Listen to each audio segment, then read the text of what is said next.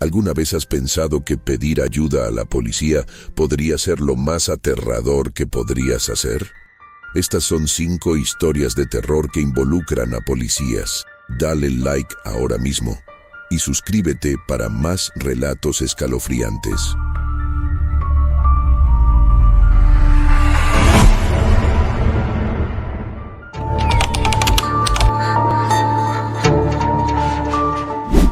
No sé si alguna vez te has detenido a pensar en lo que significa ser adolescente en un pequeño pueblo.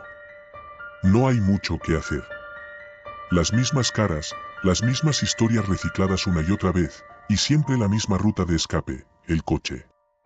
Para mis amigos y para mí, el coche se convirtió en nuestro refugio, un lugar donde podíamos alejarnos de las miradas vigilantes de nuestros padres y profesores. Pero nunca imaginamos que esa ruta de escape nos llevaría directamente al infierno. Todo comenzó una noche de verano. Era uno de esos días calurosos en los que el aire parece estancado, sofocante. Los 4 nos apretujamos en el viejo Honda Civic de Ben, sin un destino claro. Solo queríamos conducir, sentir el viento en la cara y la ilusión de que el mundo era mucho más grande de lo que parecía. Éramos yo, Ben, Claire y Matt, un grupo de amigos inseparables desde la infancia. Ben era el tipo de chico que siempre estaba buscando la próxima aventura, siempre empujando los límites. Claire era la voz de la razón, aunque rara vez la escuchábamos. Matt, por otro lado, era el típico chico tranquilo, reservado, pero siempre dispuesto a seguirnos en lo que fuera. Habíamos estado dando vueltas por el pueblo cuando Ben sugirió algo diferente. «Oigan, ¿qué les parece si tomamos la carretera vieja?», dijo con una sonrisa traviesa. La carretera vieja era un tramo de asfalto abandonado que solía conectar nuestro pueblo con el siguiente, antes de que construyeran la autopista. Había rumores sobre esa carretera, historias de accidentes y desapariciones, pero nadie sabía realmente lo que había pasado allí. Era uno de esos lugares que simplemente evitabas, más por inercia que por miedo real. «¿Estás loco?», exclamó Claire desde el asiento trasero. «Es de noche y esa carretera está cerrada por una razón». «Exacto, por eso sería genial», respondió Ben, sin apartar la vista de la carretera. «¿No tienen ganas de una pequeña aventura?». Yo no estaba muy convencido, pero Matt, sentado a mi lado, se encogió de hombros. «Podría ser divertido», dijo, siempre el moderado. Y así, sin más, nos desviamos hacia la carretera vieja. Al principio, no fue gran cosa. El asfalto estaba agrietado y cubierto de maleza en algunos tramos, pero Ben manejaba con confianza, como si conociera el camino de memoria. La oscuridad parecía volverse más densa cuanto más avanzábamos, y el silencio se hacía más profundo. Habíamos apagado la radio, y lo único que se oía era el motor del coche y nuestras respiraciones. «¿Qué se supone que hay al final de esta carretera?», pregunté, más por romper el silencio que por curiosidad genuina. «Nada, solo llega hasta un punto muerto», respondió Ben. «Creo que la cerraron porque el puente se vino abajo hace años. Pero he oído que la policía solía patrullar por aquí». «¿Por qué patrullarían una carretera cerrada?», preguntó Claire, frunciendo el ceño. «Supongo que era más fácil que arreglarla», dijo Ben con un tono que sugería que no se lo estaba tomando en serio. «O tal vez había algo que no querían que la gente encontrara». Esa última frase quedó flotando en el aire, como una sombra alargada. Todos sabíamos que Ben solo estaba tratando de asustarnos, pero funcionó. De repente, la atmósfera dentro del coche se volvió pesada, cargada de una tensión que no había estado allí antes. Continuamos en silencio, cada uno sumido en sus propios pensamientos, hasta que algo en el borde de la carretera llamó mi atención. «¡Para el coche!», grité sin pensar. Ben frenó bruscamente, y todos nos inclinamos hacia adelante. «¿Qué pasa?», preguntó, visiblemente molesto por la interrupción.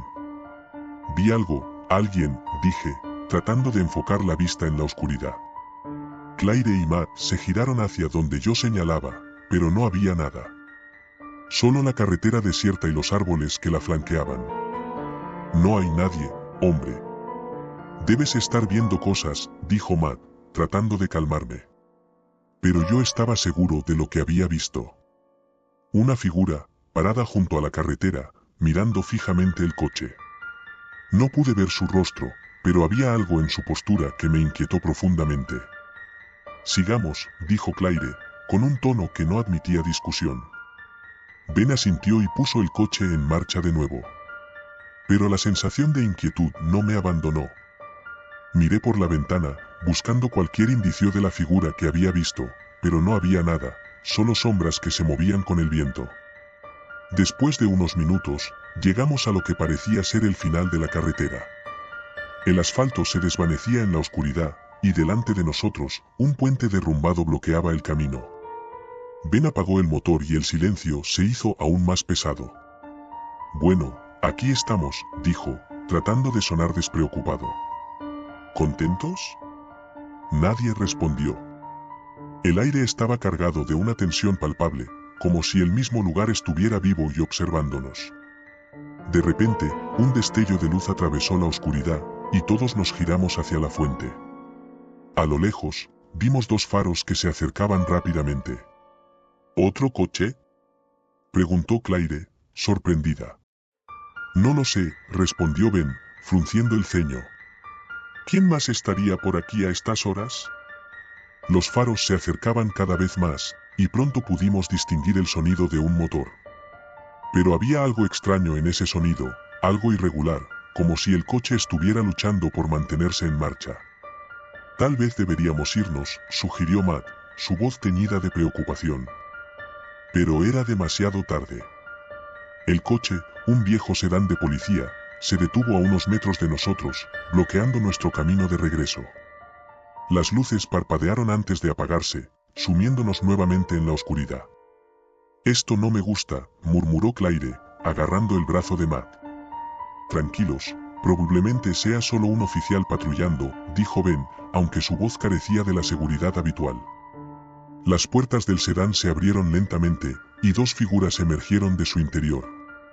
Eran policías, pero algo en su aspecto no cuadraba.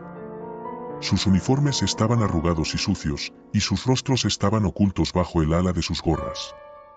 Parecían moverse de forma extraña, como si sus cuerpos no respondieran del todo.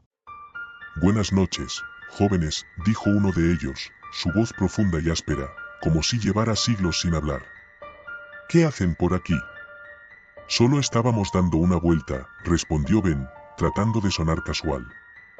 No sabíamos que esta carretera estaba cerrada. ¿Es eso así? El policía inclinó la cabeza, como evaluando la situación. Esta carretera ha estado cerrada durante años. Es peligroso estar aquí. Lo sentimos, nos iremos ahora mismo, dijo Claire rápidamente. El otro policía, que había permanecido en silencio hasta entonces, dio un paso adelante. Su rostro seguía oculto en las sombras, pero podía sentir su mirada fija en nosotros. Había algo en el que me puso los pelos de punta. Me temo que no pueden irse, dijo con una sonrisa que no llegó a sus ojos. Están en una propiedad restringida. Tendrán que acompañarnos a la estación. ¿Qué?, exclamó Ben, su tono elevándose. No hemos hecho nada malo. Solo estábamos conduciendo. Las reglas son las reglas, respondió el primer policía, sacando unas esposas. No querrán meterse en problemas, ¿verdad? La situación estaba escalando rápidamente, y la adrenalina comenzó a correr por mis venas. Algo no estaba bien. Estos policías no actuaban como policías. Eran demasiado fríos, demasiado inhumanos. ¡Corre!, grité, impulsado por un instinto primario. Ben no necesitó más. Giró la llave en el encendido, y el motor del Honda rugió con vida. Los policías dieron un paso atrás, sorprendidos por el movimiento repentino, y Ben pisó el acelerador a fondo, esquivando el sedán y tomando el camino de regreso a toda velocidad. ¿Qué demonios fue eso?, exclamó Claire, su voz temblando. No lo sé, pero no eran policías normales, respondió Ben, sus manos temblando en el volante. Tenemos que salir de aquí. La carretera, que antes parecía interminable, ahora se sentía como una trampa mortal. Los árboles a ambos lados parecían cerrarse sobre nosotros, y las sombras se alargaban de manera antinatural. No podía sacudirme la sensación de que algo nos estaba siguiendo, algo más allá de la comprensión. Miré por el espejo retrovisor y vi que el sedán de policía nos seguía, sus luces apagadas, moviéndose como un depredador acechando a su presa. Pero eso no era lo peor. En la distancia, otras luces comenzaron a parpadear, apareciendo en la carretera delante de nosotros. ¿Más coches?, gritó Matt, señalando con el dedo. Era cierto. Varios coches de policía más aparecieron en la carretera, formando una barrera inquebrantable. Estábamos atrapados. ¿Qué hacemos ahora?, preguntó Claire, su voz al borde del pánico. Ben frenó en seco, y el coche se deslizó por el asfalto, deteniéndose a pocos metros de la barrera. No había salida. Nos tenían acorralados. Los policías salieron de los coches, moviéndose con la misma extraña torpeza que los primeros. Había algo antinatural en la forma en que caminaban, como si sus cuerpos no estuvieran del todo vivos. «Salgan del coche», ordenó uno de ellos, su voz resonando como un eco en la oscuridad. «No tienen a dónde ir». Nos miramos unos a otros, sin saber qué hacer. La situación era desesperada, pero algo en mi interior me decía que no debíamos obedecer. Si salíamos, no volveríamos a ver la luz del día. ¿Qué quieren de nosotros?, grité, mi voz rompiendo el silencio. El policía que había hablado antes se detuvo, su cabeza inclinada como si estuviera considerando mi pregunta. Luego, una sonrisa grotesca se extendió por su rostro. «Queremos justicia», respondió. «Justicia por lo que nos hicieron». «¿De qué estás hablando?», preguntó Ben, su voz quebrada por la confusión y el miedo. «Fuimos traicionados, abandonados en esta maldita carretera», continuó el policía. «Nos dejaron morir, y ahora estamos atrapados aquí, esperando a que alguien más cometa el mismo error». De repente, todo tuvo sentido. Las historias sobre la carretera, los rumores de desapariciones, todo encajaba. Estos no eran policías, o al menos, no lo eran ya. Eran almas perdidas, condenadas a repetir su último momento una y otra vez, atrapadas en un ciclo eterno de muerte y desesperación. «No fuimos nosotros», dijo Claire, sus ojos llenos de lágrimas. «Nosotros no les hicimos nada». «Eso no importa», respondió el policía. «Ustedes están aquí ahora. Y eso es suficiente». El pánico se apoderó de mí. Estábamos enfrentando algo que no podíamos comprender, algo que estaba más allá de las leyes de la naturaleza. No había lógica ni razón, solo la fría realidad de que nuestras vidas estaban en peligro. «No podemos quedarnos aquí», grité. «Tenemos que salir de alguna manera». Ben miró a su alrededor, desesperado por encontrar una salida. Los policías se acercaban lentamente, como si disfrutaran prolongando nuestro sufrimiento. «No hay otra opción», dijo, con una determinación que no había visto en él antes. «Vamos a pasar entre ellos». «¿Estás loco?», exclamó Claire. «Nos van a matar». «¿Es eso o quedarnos aquí y morir de todos modos?», respondió Ben, y pisó el acelerador. El motor rugió, y el coche se lanzó hacia la barrera de policías. Los fantasmas no parecieron inmutarse, y por un momento pensé que íbamos a chocar contra ellos. Pero justo cuando estábamos a punto de impactar, los policías se desvanecieron, como humo disipado por el viento. Pasamos a través de la barrera y continuamos por la carretera a toda velocidad. No nos detuvimos hasta que llegamos a la autopista, las luces de la civilización brillando en la distancia como un faro de esperanza. Nadie dijo una palabra durante el resto del trayecto. Cuando finalmente llegamos a casa de Ben, todos nos bajamos del coche en silencio, todavía temblando por lo que acabábamos de vivir. «¿Qué fue eso?», preguntó Matt finalmente, su voz temblorosa. «No lo sé», respondí, mirando la carretera detrás de nosotros. «Pero no pienso volver a esa carretera nunca más». Nos despedimos sin más palabras, cada uno sumido en sus pensamientos. Pero incluso mientras caminaba hacia mi casa, no podía sacudirme la sensación de que algo nos había seguido. algo que no estaba dispuesto a dejarnos ir tan fácilmente. Esa noche, no pude dormir.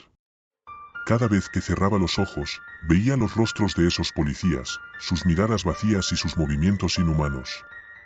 Y sabía, en el fondo de mi ser, que aunque habíamos escapado físicamente, algo de esa carretera maldita había quedado con nosotros. Y eso, más que cualquier otra cosa, es lo que me aterra hasta el día de hoy.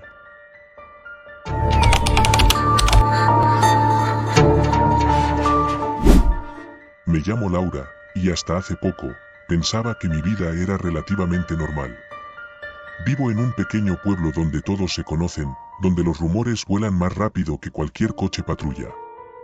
Es un lugar donde la gente deja las puertas sin cerrar y los niños juegan en las calles hasta que cae el sol. Pero todo cambió una noche de verano, cuando me di cuenta de que el peligro no siempre viene de fuera, a veces está justo al lado de ti, vestido de azul y con una placa brillante. Todo comenzó hace unos meses, cuando el hijo del alcalde, Rubén, desapareció. El pueblo entero estaba conmocionado. Rubén era un chico popular, capitán del equipo de fútbol, con un futuro brillante por delante. La policía local, liderada por el comisario Vargas, lanzó una búsqueda masiva. Los coches patrullaban las calles, las sirenas resonaban en cada rincón, y los oficiales peinaban los bosques cercanos. Pero, tras semanas de búsqueda, no había ni rastro de Rubén. Recuerdo cómo todo el mundo hablaba de ello en la escuela. Mis amigos y yo especulábamos sobre lo que podría haberle pasado. Algunos decían que se había escapado para evitar la presión de su padre, otros que había sido secuestrado. Pero, mientras los días pasaban, esas teorías se desvanecían, reemplazadas por el miedo y la incertidumbre. Un día, después de clase, fui a casa de mi amiga Marta para estudiar.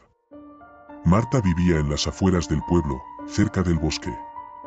Cuando llegué, la encontré con los ojos rojos de llorar. Al principio pensé que era por Rubén, todos estábamos afectados de alguna manera. Pero cuando le pregunté, solo negó con la cabeza y me pidió que la acompañara a su habitación. Cerró la puerta tras de mí y sacó su teléfono. «Tienes que ver esto, Laura», dijo con un susurro tembloroso. Me mostró un vídeo. Era una grabación borrosa, pero claramente se veía a Rubén caminando por una calle desierta. Lo seguían dos hombres vestidos de negro, con la cara cubierta. Mi corazón dio un vuelco cuando reconocí la calle, era una de las que cruzo cada día para ir a la escuela. Rubén se detuvo, aparentemente alertado por el sonido de sus pasos, y luego comenzó a correr. Pero antes de que pudiera alejarse, los hombres lo alcanzaron. Lo arrastraron hacia una camioneta negra y desaparecieron en la oscuridad. «¿De dónde sacaste esto?», le pregunté, con la voz entrecortada.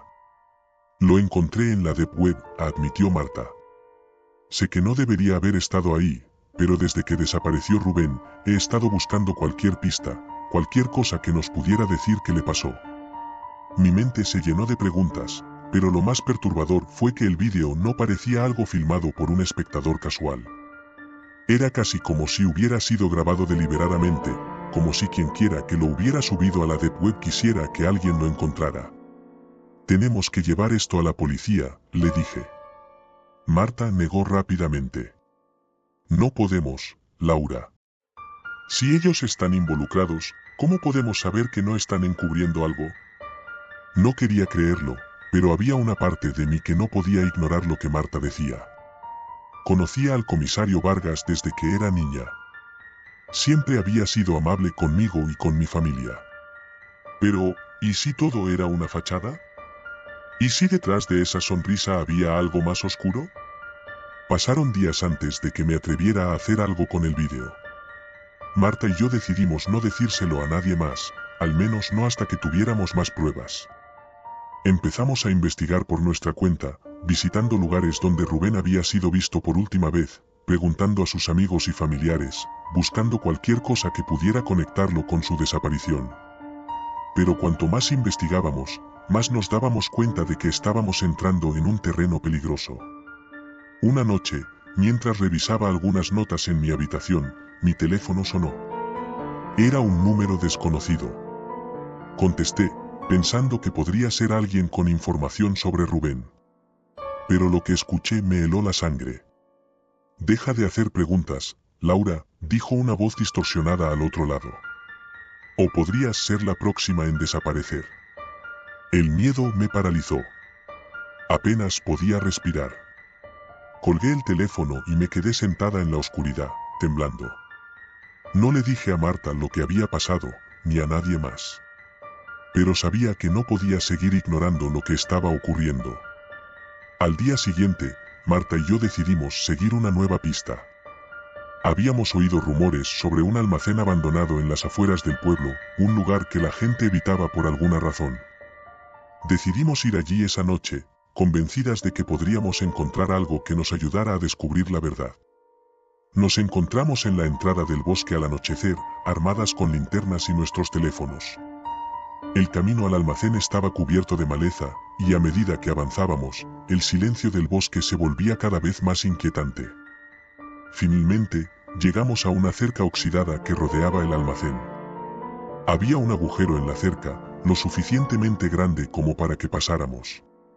El almacén estaba en ruinas, con ventanas rotas y puertas colgando de sus bisagras. Pero lo más aterrador era lo que encontramos dentro. En una de las habitaciones traseras, había una mesa cubierta de papeles y fotografías.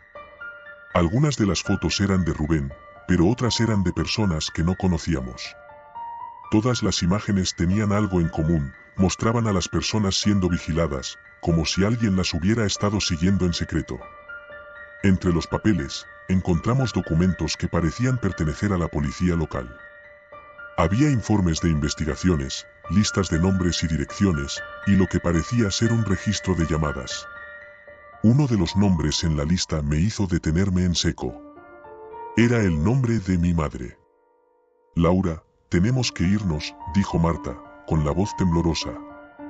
«Esto es más grande de lo que pensábamos». Estaba a punto de responder cuando escuchamos un ruido fuera.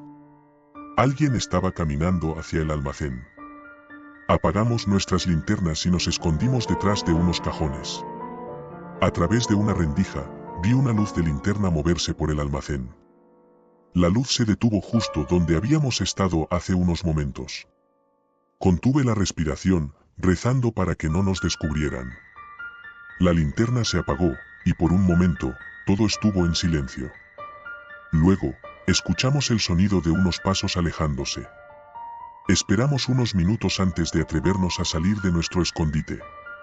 Corrimos de vuelta al bosque, con el corazón latiendo en nuestras gargantas. Al día siguiente, Marta no apareció en la escuela. La llamé varias veces, pero su teléfono iba directo al buzón de voz. Fui a su casa después de clase, pero su madre me dijo que había salido temprano esa mañana y no había vuelto. El miedo que había estado latente en mi mente se convirtió en pánico. ¿Habían descubierto que habíamos estado en el almacén? ¿Habían hecho algo a Marta? Esa noche, me quedé despierta en mi habitación, esperando que Marta me llamara, que apareciera en mi ventana con alguna excusa sobre por qué había desaparecido. Pero la llamada nunca llegó. A la mañana siguiente, recibí una visita inesperada. El comisario Vargas estaba en mi puerta, con una expresión seria en su rostro. Dijo que había estado investigando la desaparición de Marta y que quería hacerme algunas preguntas. Lo invité a pasar, tratando de ocultar mi nerviosismo. «Laura», comenzó, mientras se sentaba en la sala de estar, «sé que tú y Marta eran muy amigas. ¿Había algo inusual en su comportamiento últimamente?» «No, nada en particular», mentí. Él me miró fijamente, como si estuviera tratando de leer mi mente. «Sabes, a veces los adolescentes se meten en problemas sin darse cuenta. Se aventuran en lugares donde no deberían estar, hablan con personas equivocadas». Sentí un nudo en el estómago. ¿Estaba insinuando que Marta y yo habíamos hecho algo mal? Si sabes algo, Laura, es mejor que lo digas ahora. Podrías ayudar a salvar a tu amiga. Quise gritar, decirle que sabía que él estaba involucrado en algo oscuro, que había visto los papeles en el almacén, que tenía el vídeo de Rubén. Pero las palabras no salieron. Solo asentí y dije que no sabía nada. Después de que se fue, me di cuenta de que tenía que hacer algo. No podía seguir escondiéndome, no después de lo que había pasado con Marta. Decidí ir a la policía, pero no a la comisaría local. Sabía que no podía confiar en ellos. Fui a un pueblo cercano y hablé con un oficial que no conocía. Le conté todo lo que sabía, le mostré el vídeo y le di los papeles que había encontrado en el almacén.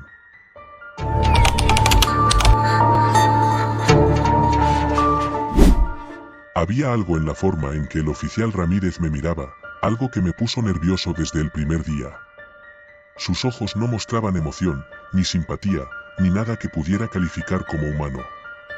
Era como si, cada vez que me miraba, estuviera evaluando cuánto podía romperme antes de que dejara de ser útil. Pero era nuevo en el trabajo y no podía darme el lujo de sospechar de mis compañeros. Había pasado 2 años entrenándome para ser policía, era mi sueño, y no iba a dejar que una sensación extraña arruinara lo que tanto me había costado conseguir. Las primeras semanas transcurrieron sin incidentes. Ramírez no hablaba mucho conmigo, pero cuando lo hacía, solía ser cortante y directo. No había bromas, no había camaradería. Solo órdenes, seguidas de un silencio incómodo.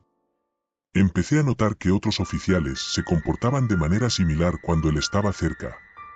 Era como si su sola presencia apagase cualquier rastro de humanidad en la comisaría. Una noche, mientras estábamos en nuestra patrulla habitual, recibimos un aviso. Alguien había reportado un posible allanamiento en una casa abandonada al final de la calle Maple. Era un vecindario que apenas conocía, pero Ramírez tomó la dirección sin titubear. En cuanto doblamos la esquina, sentí como el ambiente en el auto se volvía más denso. Ramírez encendió las luces, pero no las sirenas, algo que me pareció extraño. No deberíamos, comencé a preguntar, pero su mirada fría me detuvo antes de poder terminar la frase. Cuando llegamos, la casa estaba en silencio. No había señales de vida, ni luz, ni movimiento. La estructura era vieja y estaba claramente deteriorada, las ventanas rotas y la puerta principal colgaban de una bisagra oxidada. Ramírez salió del auto sin decir una palabra, y yo lo seguí, sintiendo un nudo en el estómago. «Quédate detrás de mí», ordenó mientras avanzábamos hacia la puerta principal. Sacó su linterna y alumbró el interior, revelando una sala vacía llena de polvo y telarañas. Me quedé helado cuando cruzamos el umbral, había algo en ese lugar que me hacía sentir como si estuviera siendo observado desde todos los ángulos. «Es solo una casa vieja», me dije para calmarme, pero mi cuerpo no escuchaba a mi mente. A medida que explorábamos la casa, mi nerviosismo se intensificaba. Había marcas en las paredes, como si alguien hubiera pasado horas arañando la pintura con las uñas. Había manchas oscuras en el suelo que parecían antiguas pero recientes al mismo tiempo. Ramírez parecía no inmutarse, avanzaba con una determinación casi robótica, como si ya supiera lo que iba a encontrar. Llegamos a una puerta al final del pasillo. «Aquí es», murmuró Ramírez, y sentí como mi corazón se detenía por un segundo. «¿Aquí qué?», quise preguntar, pero el miedo me dejó mudo. Ramírez abrió la puerta con un empujón fuerte, revelando un sótano oscuro y húmedo. Una ráfaga de aire helado nos golpeó, y sentí un escalofrío que me recorrió la columna vertebral. «Vamos», dijo, y bajó las escaleras sin esperar a que lo siguiera. A regañadientes, lo hice, aunque cada célula de mi cuerpo me gritaba que saliera corriendo. El sótano estaba peor que la casa de arriba. Había un olor a humedad, mezclado con algo más que no podía identificar, pero que me revolvía el estómago. La linterna de Ramírez iluminaba paredes desnudas y un suelo de concreto agrietado. Pero lo peor estaba al fondo.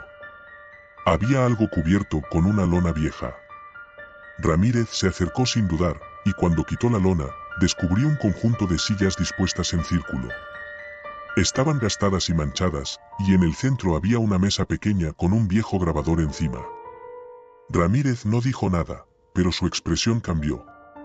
Por primera vez, vi una especie de emoción en su rostro, aunque no era una que pudiera identificar. ¿Algo entre satisfacción y anticipación? «Quédate aquí», me ordenó, mientras encendía el grabador. Un clic resonó en la oscuridad, de repente, una voz ronca y distorsionada llenó el sótano. No entendí las primeras palabras, pero a medida que la grabación continuaba, me di cuenta de que era una conversación. «Ayuda, por favor, no sé dónde estoy», decía una voz femenina, temblorosa. «No te preocupes, ya vendrá alguien por ti», respondía una voz masculina que reconocí de inmediato. Era Ramírez. Sentí como el pánico me invadía mientras la grabación seguía reproduciendo conversaciones similares, todas con la misma voz de Ramírez. Mujeres y hombres suplicando ayuda, preguntando dónde estaban, qué les iban a hacer, y la voz de Ramírez respondiendo con calma, asegurándoles que todo estaría bien. No pude evitar dar un paso atrás, alejándome de Ramírez mientras él me observaba con esa mirada vacía que ahora parecía aún más inhumana. ¿Qué es esto?, balbuceé, sintiendo que las piernas me fallaban. Ramírez no respondió de inmediato.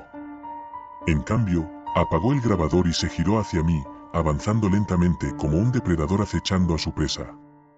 «Hay cosas que no entiendes, novato», dijo finalmente, con una voz tan fría como el ambiente del sótano. «A veces, la justicia no es suficiente. A veces, se necesita algo más definitivo». Su tono no dejaba lugar a dudas. Esto no era un simple caso de brutalidad policial, era algo mucho peor. Estas personas, ellos eran, traté de juntar mis pensamientos, pero la verdad se estrellaba en mi mente como un tren descontrolado. ¿Eran inocentes? Ramírez sonrió por primera vez desde que lo conocía. Fue una sonrisa pequeña, pero cargada de algo oscuro. «Inocente es un término relativo», respondió. «Todos ellos eran culpables de algo. El sistema les falló, así que nosotros intervenimos». «Nosotros», repetí en voz baja, procesando la implicación de esa palabra. «¿Cuántos más están involucrados en esto?» Ramírez no respondió. Solo me miró fijamente, como si estuviera calculando mis posibilidades de salir de esa situación con vida. Sentí como mi corazón latía con fuerza, la adrenalina inundando mi cuerpo. No podía confiar en él, y ya no estaba seguro de en quién podía confiar. Si lo que decía era cierto, había otros oficiales como él, haciendo cosas indescriptibles en nombre de la justicia. «Debemos irnos», dijo de repente, rompiendo el silencio. «El turno está a punto de acabar». Había algo en su voz que me decía que no era una sugerencia. Tenía que seguirle la corriente, al menos hasta que pudiera pensar en un plan. Asentí, con las piernas temblando mientras subíamos las escaleras. Una vez de vuelta en el auto, Ramírez volvió a su actitud habitual, fría y distante. No mencionó nada de lo que habíamos visto, como si todo hubiera sido un mal sueño.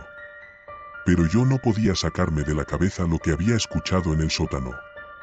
Sabía que tenía que hacer algo, pero ¿qué? ¿A quién podía acudir sin poner en peligro mi propia vida? Esa noche no dormí. Me pasé horas revisando mentalmente cada interacción que había tenido con Ramírez y los demás oficiales, buscando señales de que algo estaba mal. Pero, más que nada, me asustaba la posibilidad de que él supiera lo que estaba pensando. Si se daba cuenta de que sabía demasiado, no habría forma de salir de eso con vida. Los días siguientes fueron una tortura. Cada vez que Ramírez me miraba, sentía que me estaba diciendo algo sin palabras, como si me estuviera advirtiendo de las consecuencias de hablar.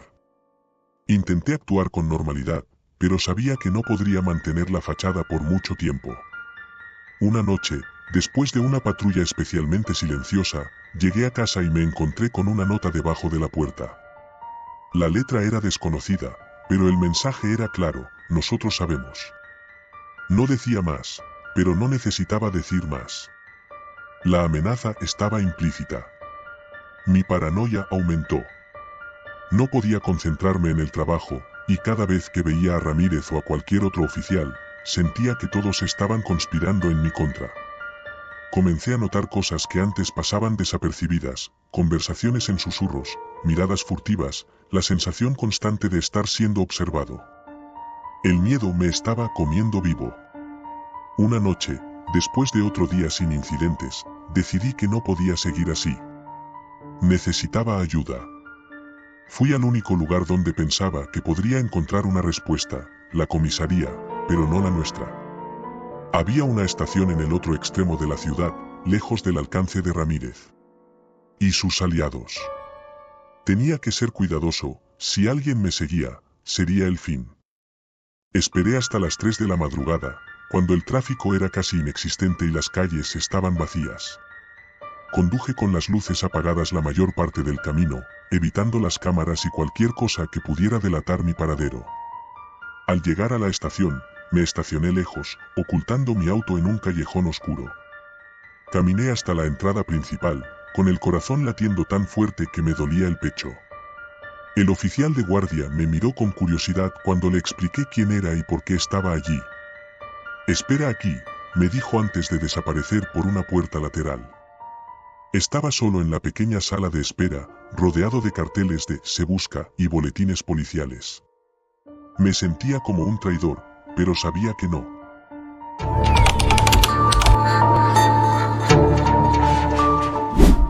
El verano había llegado a su fin, y con él, las tardes interminables en el lago y las noches cálidas bajo las estrellas.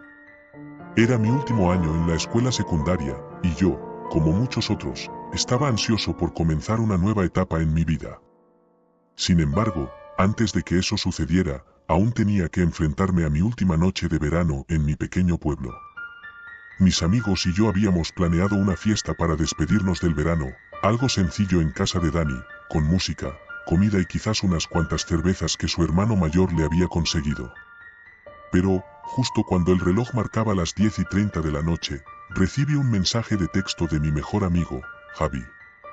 «Necesito que vengas a mi casa. Es urgente». El tono del mensaje me alarmó. Javi no era alguien que usara palabras como urgente a la ligera. Ni siquiera me molesté en responder, simplemente tomé mi chaqueta y salí de la fiesta, ignorando las protestas de mis amigos que decían que estaba haciendo un aguafiestas. El camino a la casa de Javi estaba desierto. Las calles del pueblo siempre estaban tranquilas, pero esa noche algo se sentía diferente. Tal vez era la brisa helada que se había levantado de repente, o quizás las luces de las farolas que parpadeaban como si estuvieran a punto de apagarse. Cuando llegué, noté que la puerta principal estaba entreabierta. Entré sin dudar, llamando a Javi en voz baja. La casa estaba oscura, excepto por una luz tenue que provenía del sótano. Me acerqué cautelosamente, mi corazón latiendo con fuerza en mi pecho. Al llegar al sótano, encontré a Javi sentado en el suelo, con la espalda apoyada contra la pared. Estaba pálido y temblaba. En sus manos sostenía un paquete envuelto en una manta sucia. Lo que más me inquietó fue el sonido constante y grave que provenía de algún lugar de la casa, como un zumbido bajo y persistente. «Javi, ¿qué pasa?» «¿Qué es eso?», pregunté, señalando el paquete. Él levantó la vista hacia mí, sus ojos llenos de miedo. Lo encontré, en el bosque, cerca del viejo depósito de agua. El viejo depósito de agua era un lugar donde nadie se atrevía a ir, especialmente después de que varios jóvenes del pueblo habían desaparecido hace algunos años. La policía nunca encontró nada, y el caso fue cerrado rápidamente. «¿Qué es? ¿Por qué estás tan asustado?», insistí. Javi comenzó a desenrollar la manta, revelando lo que había dentro. Lo que vi me dejó sin aliento. Era un casco de policía, manchado de sangre seca. Pero no era un casco común, tenía grabado un número en la parte trasera, 0427. Mi mente empezó a trabajar a toda velocidad. Ese número me sonaba familiar. Luego lo recordé, era el mismo número que aparecía en los informes de los policías que habían investigado las desapariciones en el depósito de agua. Los mismos policías que luego fueron asignados a otro distrito y nunca se les volvió a ver por el pueblo. Esto es de uno de ellos, ¿verdad?, susurré. Javi asintió lentamente. Sí, y hay más, encontré una vieja libreta enterrada cerca del casco. Está llena de nombres, fechas, y todos coinciden con los días en que esos chicos desaparecieron. Sentí que el suelo bajo mis pies se desmoronaba. ¿Estás diciendo que los policías están involucrados en esas desapariciones? Javi apretó los labios y asintió de nuevo. No solo eso. La libreta tiene anotaciones sobre un ritual, algo relacionado con un dios del miedo. Creo que estos policías estaban haciendo algo horrible, y por eso desaparecieron. El zumbido se hizo más fuerte, reverberando en mis oídos. ¿Dónde está la libreta ahora? Está aquí, en el paquete. Javi me la entregó con manos temblorosas. La libreta estaba vieja y desgastada, sus páginas amarillentas llenas de garabatos en tinta negra. Empecé a leer una de las entradas. 5 de junio, 2010. Hemos encontrado otro. El sacrificio debe hacerse a medianoche. Solo así podremos mantener a raya la oscuridad. Cada palabra hacía que el zumbido aumentara, como si la casa misma estuviera reaccionando al contenido de la libreta. De repente, un fuerte golpe resonó en la puerta principal. Ambos nos congelamos. ¿Quién será?, susurró Javi. Antes de que pudiera responder, la puerta del sótano se abrió lentamente, y una figura apareció en la entrada. Era un hombre alto, vestido con un uniforme de policía. Su rostro estaba oculto por la sombra, pero pude ver sus ojos brillando con un rojo intenso. «Devuélvanlo, ahora», dijo con una voz que resonaba con autoridad. Javi se puso de pie de un salto, tratando de retroceder. «No. Sabemos lo que hicieron. No pueden seguir con esto». El policía dio un paso hacia adelante, y la luz de la bombilla del sótano reveló su rostro. Estaba desfigurado, como si su piel hubiera sido quemada y luego cosida de nuevo, dejando cicatrices retorcidas. Pero lo más aterrador era la insignia en su pecho, 0427. «Javi, vámonos», murmuré, tirando de su brazo. Pero él estaba paralizado, incapaz de moverse. La figura avanzó hacia nosotros, levantando una mano de la que goteaba un líquido oscuro. «El sacrificio debe continuar. Es la única manera». Finalmente, logré sacudir a Javi de su trance, y ambos corrimos escaleras arriba. El policía nos siguió, sus pasos retumbando detrás de nosotros. Logramos salir por la puerta trasera y corrimos hacia el bosque, sin atrevernos a mirar atrás. El zumbido en nuestros oídos no desaparecía, sino que se hacía más fuerte a medida que nos adentrábamos en el bosque. Javi tropezó y cayó al suelo, soltando la libreta. «Déjala», le grité, tratando de levantarlo. Pero él no me escuchó. Agarró la libreta y la sostuvo con fuerza contra su pecho. «No podemos dejar que la tengan. Esto es prueba suficiente. Tenemos que mostrarle esto a alguien». Miré alrededor, buscando una salida. ¿A quién? ¿A quién le vamos a mostrar esto?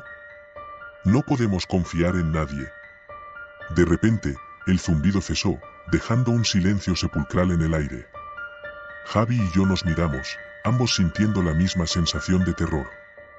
«Creo que ya no están solos», dijo una voz desconocida, y ambos giramos para ver a otro policía, este con el número 0451 en su casco.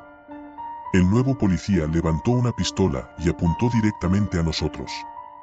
«Terminen con esto ahora, y tal vez los dejemos vivir». No había salida. Nos habían acorralado. Javi, temblando, se puso de pie lentamente. «No vamos a rendirnos». Antes de que pudiera detenerlo, corrió hacia el policía, tratando de desarmarlo. El disparo resonó en el bosque, y vi como Javi caía al suelo, la libreta aún en sus manos. «No», grité, arrodillándome a su lado. Su vida se desvanecía rápidamente, pero sus ojos me suplicaban que hiciera algo. Tomé la libreta de sus manos ensangrentadas y corrí sin mirar atrás. Podía oír a los policías gritando, siguiéndome entre los árboles. La adrenalina me impulsaba, pero sabía que no podría correr para siempre. Finalmente, llegué al borde del pueblo, donde la carretera se unía con la autopista. Vi un coche acercarse y corrí hacia él, agitando mis brazos. El coche se detuvo, y un hombre de aspecto cansado bajó la ventana. «¿Qué sucede, chico?», preguntó con preocupación. «Por favor, ayúdeme». «Están detrás de mí», jadeé, mirando hacia el bosque. El hombre miró hacia donde yo señalaba y frunció el ceño. «¿Quién es?». «No veo a nadie». Me giré, y para mi horror, los policías ya no estaban. El zumbido había desaparecido. Solo quedaba yo, sudoroso y cubierto de barro, con la libreta en mis manos. No, no lo entiendes, murmuré, cayendo de rodillas. Ellos están ahí, esperando. El hombre salió del coche y se acercó a mí. Vamos, te llevaré al hospital. Estás en shock. Mientras me ayudaba a levantarme, miré la libreta por última vez. Las palabras escritas en ella ya no tenían sentido, como si hubieran sido reemplazadas por garabatos sin sentido. Todo lo que había visto, todo lo que había experimentado, comenzaba a desvanecerse en mi mente, como un sueño del que despertaba lentamente. Pero sabía, en lo profundo de mi ser, que no había sido un sueño. Y que, algún día, los policías volverían.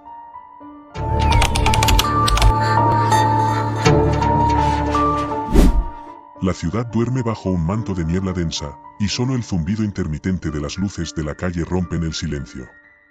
Lo único que interrumpe la calma de mi noche es el vibrar constante de mi teléfono. Es un mensaje de mi amigo Max, que ya está bastante borracho en una fiesta y quiere que lo recoja. Normalmente no estaría dispuesto a hacer ese favor, pero algo en su voz me dice que no está en el mejor estado. ¿Qué pasa, Max? ¿Estás bien? Le escribo mientras me meto en mi coche. La respuesta llega rápido, solo ven pronto. No sé qué está pasando. Sigo las indicaciones que Max me dio por teléfono, dirigiéndome a un pequeño barrio en las afueras de la ciudad. La niebla se vuelve más espesa, envolviendo la carretera en una neblina blanca y opaca. La música retumbante de la fiesta de fondo me hace cuestionar si debería haberlo dejado allí. Cuando llego a la dirección, me doy cuenta de que el ambiente es diferente al que esperaba. Las luces de la casa están apagadas, y no hay signos de la animada fiesta que Max describió. En lugar de eso, hay un par de patrullas de policía estacionadas en la calle. Un escalofrío recorre mi espalda. Bajo del coche y me acerco a la casa, que parece desierta. La puerta está entreabierta, y a medida que entro, el sonido de las sirenas se aleja. La casa huele a alcohol y tabaco, pero no hay rastro de la multitud. Solo encuentro a Max, tambaleándose en el pasillo, con la camisa rota y el rostro pálido. Sus ojos se abren de par en par cuando me ve. «Ray. Qué bueno que viniste», dice con voz temblorosa. «¿Qué demonios pasó aquí? ¿Por qué hay patrullas de policía?» Max balbucea algo que no logro entender del todo, pero menciona algo sobre policías raros y no dejarnos salir. En ese momento, escucho unos pasos pesados acercándose. Me giro y veo a dos oficiales de policía uniformados que parecen estar buscando algo en la casa. No puedo evitar notar que sus miradas son frías y calculadoras, sus sonrisas están ausentes. «¿Qué pasa aquí?», les pregunto mientras intento mantener la calma. Uno de los oficiales, de estatura alta y con una cicatriz en la mejilla, se me acerca. «¿Eres el amigo del chico? Parece que ha habido un incidente. Necesitamos que permanezcas aquí mientras investigamos». Siento una punzada de desconfianza. ¿Por qué no dejan que Max y yo nos vayamos? Algo no cuadra. Max se agarra de mi brazo, y susurros preocupados salen de sus labios. Me explica que los policías comenzaron a hacer preguntas raras y que lo atraparon en un rincón cuando intentó irse. Siento una creciente sensación de inquietud mientras intento pensar en un plan para salir de allí. De repente, uno de los oficiales se acerca a mí con una actitud mucho más amistosa, pero con un toque de falsedad. ¿Te gustaría algo de agua? Parece que has tenido una noche difícil. Sus palabras son un redoble de tambores en mi mente. Siento que algo está mal.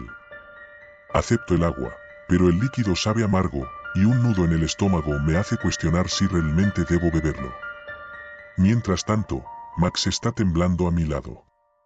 Me aparto de la vista de los oficiales y le hago una seña a Max para que nos acerquemos a la salida de la casa. Decido que no puedo confiar en los policías. Con sigilo, nos dirigimos hacia la puerta de entrada, pero antes de que podamos escapar, uno de los oficiales nos bloquea el paso. «No es el momento para salir», dice con una voz profunda y fría. «Nosotros controlamos la situación aquí. Max y yo nos miramos aterrorizados. Mi mente corre a 1000 por hora mientras busco una forma de salir de esta situación. Entonces, escucho un ruido proveniente del sótano. Es un susurro de voces apagadas y un sonido metálico que me pone los pelos de punta. Los oficiales parecen distraídos por un momento, lo que me da una oportunidad para investigar. Vamos al sótano, le digo a Max. Necesitamos saber qué está pasando. Descendemos lentamente por las escaleras, y el ambiente se vuelve más opresivo. La luz parpadeante de una lámpara revela una habitación llena de equipos de vigilancia y documentos desordenados. No hay duda de que esta casa es un centro de operaciones para algo siniestro. Lo que descubro a continuación es aún más inquietante. Hay monitores que muestran imágenes en vivo de diferentes partes de la ciudad, y en una de las pantallas veo a los oficiales de policía interactuando con varios ciudadanos. Los rostros de las personas muestran desesperación y confusión. ¿Qué es esto?, murmura Max, su voz temblando. Un documento sobre una mesa nos ofrece una respuesta espantosa. Es un informe detallado sobre las personas que han desaparecido en la ciudad, todas relacionadas con encuentros con los oficiales de policía. Hay una sección que menciona algo llamado Operación Noche. De repente, escucho pasos acercándose. Los oficiales están regresando, y no tenemos tiempo para ocultarnos. Rápidamente, busco una salida. Encuentro una ventana pequeña, apenas lo suficientemente grande para escapar. Le hago una señal a Max para que se adelante. Justo cuando estamos a punto de escapar, uno de los oficiales aparece en la habitación. Me lanza una mirada y un escalofrío recorre mi espalda al darme cuenta de que nos han atrapado. Intento mantener la calma mientras el oficial se acerca. Pensaba que podrían estar interesados en saber más sobre la Operación Noche, dice con una sonrisa siniestra. Pero parece que no están dispuestos a colaborar. La habitación se llena de una atmósfera opresiva y la sensación de desesperanza. Max y yo somos rodeados por los oficiales, y la desesperación se apodera de mí. La sensación de claustrofobia es abrumadora mientras busco una forma de salir. De repente, uno de los oficiales, el de la cicatriz, da una orden. Activen el protocolo de contención. No podemos permitir que estos dos escapen. Escucho un clic metálico, y unas rejas de acero descienden rápidamente, encerrándonos en la habitación. La luz parpadeante ilumina nuestros rostros mientras el oficial se aleja, dejando que la desesperación se apodere de nosotros. Max y yo nos sentamos en el suelo, con el corazón acelerado y las manos temblando. En ese momento, me doy cuenta de la gravedad de nuestra situación. La sensación de pánico es insoportable, y la realidad de que estamos atrapados con unos policías corruptos y despiadados se vuelve cada vez más clara. Las horas pasan lentamente, y la ansiedad se vuelve casi insoportable. Finalmente, escucho un ruido en la puerta, y veo a uno de los oficiales entrar. No tiene una expresión amable en su rostro. Se acerca y dice con una voz fría y distante, es hora de que nos diga todo lo que sabe. Y si no lo hace, la Operación Noche se encargará de que no quede rastro de ustedes. La angustia y la desesperación se apoderan de mí mientras trato de mantener la compostura. A pesar del miedo, no puedo permitir que revelen la verdad. La única opción es encontrar una manera de escapar y exponer lo que he descubierto. Con cada segundo que pasa, siento que la esperanza se desvanece, pero la determinación de sobrevivir sigue ardiendo en mi interior. El tiempo sigue su curso, y aunque el miedo y la desesperación me rodean, sigo buscando una forma de escapar de la prisión que han creado para nosotros. La noche parece interminable, pero la luz del amanecer se acerca, y con ella, la posibilidad de una salida, si es que logro encontrarla. Finalmente, con un esfuerzo desgarrador, encuentro una pequeña grieta en la pared que me permite salir. Max y yo nos arrastramos fuera de la casa, la niebla de la mañana nos envuelve mientras nos dirigimos hacia la libertad. La ciudad sigue dormida, ajena a la pesadilla que acaba de suceder. Mientras me alejo, mi mente está llena de pensamientos confusos. La Operación Noche y los oscuros secretos de esos oficiales me atormentarán para siempre. Y aunque he logrado escapar, sé que nunca podré olvidar la terrorífica noche en que descubrí el verdadero rostro del mal.